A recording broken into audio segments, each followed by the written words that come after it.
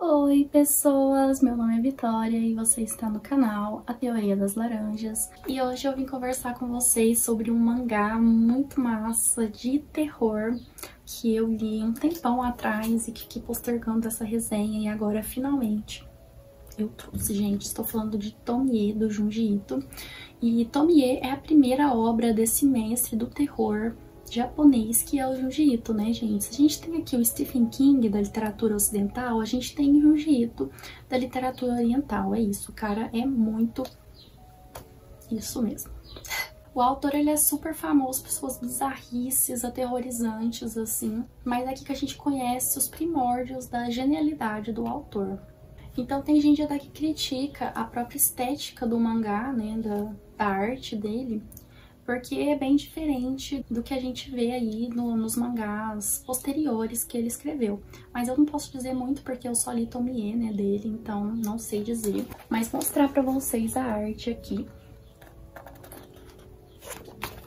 Na real, eu acho que combina super essa arte com o que Tomie quer passar pra gente, né, gente? Porque a figura dela é uma figura super aterrorizante. Eu acho que essa estética mais suja, com esses traços mais grossos, super complementam a experiência de leitura.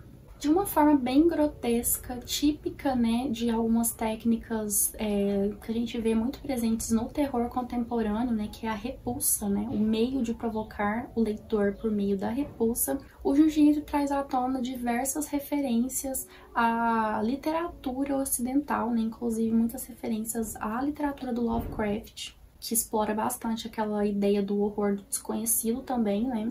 O Junji Ito, ele vai tecendo essa personagem que é a Tomie, que ela exerce uma influência muito bizarra sobre as pessoas que entram em contato com ela. Ela tem ali uma aparência super cativante, ela é jovem, muito bonita, perfeita aos olhos principalmente dos homens ali, né? E ela acaba exercendo uma influência muito doida ali, principalmente sobre os homens.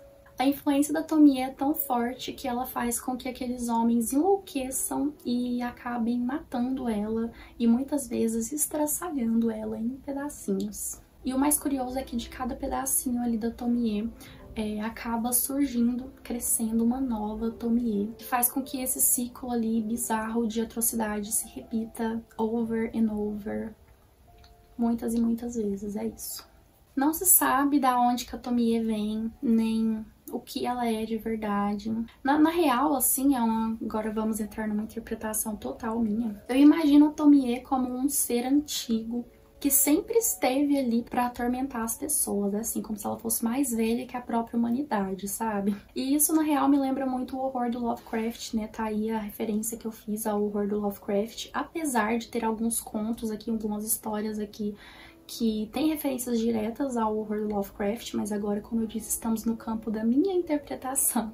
Mas eu relaciono isso ao Lovecraft, porque o Lovecraft, ele tinha muito desse negócio que eu mencionei, né, do horror do desconhecido, provocar medo no leitor por meio daquilo que ele não conhece.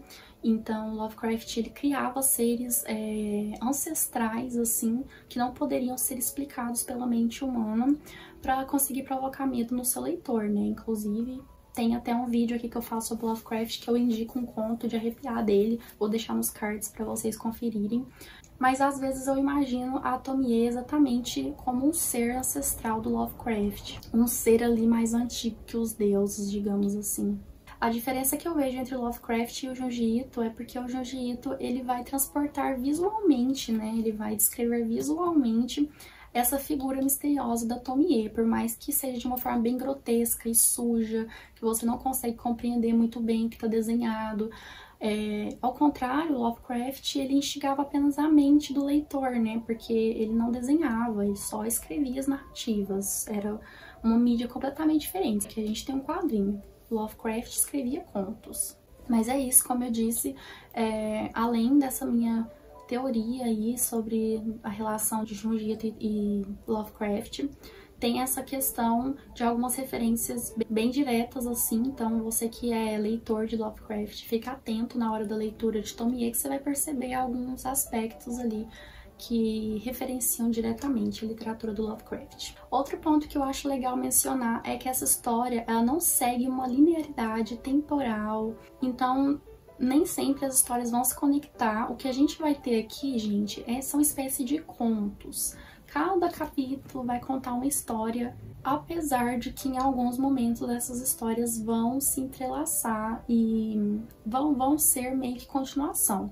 Principalmente as primeiras histórias ali, elas vão ser continuações diretas, mas isso não vai perdurar os volumes todos, assim. Essa edição aqui foi publicada pela Pipoca Nanquim, né, editora Pipoca Nanquim, e ela foi compilada em 2 tomos. Vou, inclusive, mostrar. Tá aqui o volume 1 e o volume 2 de Tomie, formando aí esse butelo. Então, visto que a gente tem aqui diversos contos, eu encaro como contos, a gente vai conhecendo aos poucos fragmentos da Tomie. Deste modo, na maioria das vezes, a gente nem tem a Tomie como protagonista. Gente, a Tomie, ela não é a mocinha da história, ela não é protagonista da história. É muito mais sobre as pessoas que se envolveram de alguma forma com a Tomie, que viram a sua vida entrelaçada com a vida da Tomie em algum momento. Então, são essas pessoas que vão contar sobre essa experiência com a figura da Tomie. Então, eu acho legal porque enquanto eu li esses contos, eu imaginava quantos filmes de terror poderiam surgir, né, dessas histórias da Tomie aí, porque são diversas, de verdade. Mas eu sei também que existem várias adaptações das histórias aqui de Tomie, apesar de não ter assistido nenhuma. Por fim, eu quero retomar aí uma questão que eu mencionei lá no início, que é a questão de o Junji Ito usar muito da repulsa para atingir o seu leitor. E aí você deve estar se perguntando, como assim, Vitória, repulsa? É porque é assim, gente, o autor de terror, ele pode atingir o seu leitor de diversos modos. Se ele não consegue provocar medo em você por causa de uma essência pura de horror, ele pode atingir por outros meios, que seria, sei lá, aparições tenebrosas, ou no caso da Tomie, que é muitas vezes pela repulsa mesmo. E quando eu digo na repulsa, a repulsa, ela é algo que te provoca não só sensações desconfortáveis, né, mas pode ser também por causa de alguma descrição que vai contra as leis éticas e morais da nossa sociedade. Tipo assim, você vê, eu estou citando, não digo que tem aqui em Tomie, mas digo, por exemplo, quando você vê uma cena em que tem pessoas espancando, por exemplo, uma outra pessoa meramente porque ela é homossexual.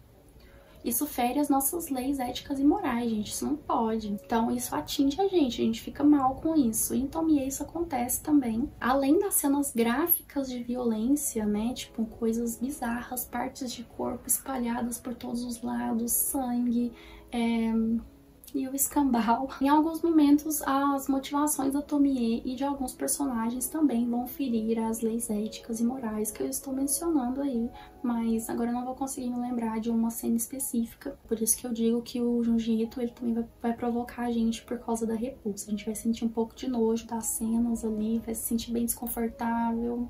Por fim, gente, só digo que Tomie é uma obra digna dos prêmios que recebeu. Junji Ito é realmente um mestre, né? Veja só, na primeira obra que ele escreveu, ele já conseguiu ganhar prêmios por ela, foi um sucesso, assim. Tanto que as pessoas falam até hoje de Tomie. Ela se tornou um símbolo, gente. Quem é que nunca viu certas cenas gráficas aqui da Tomie, gente? Eu vou falar.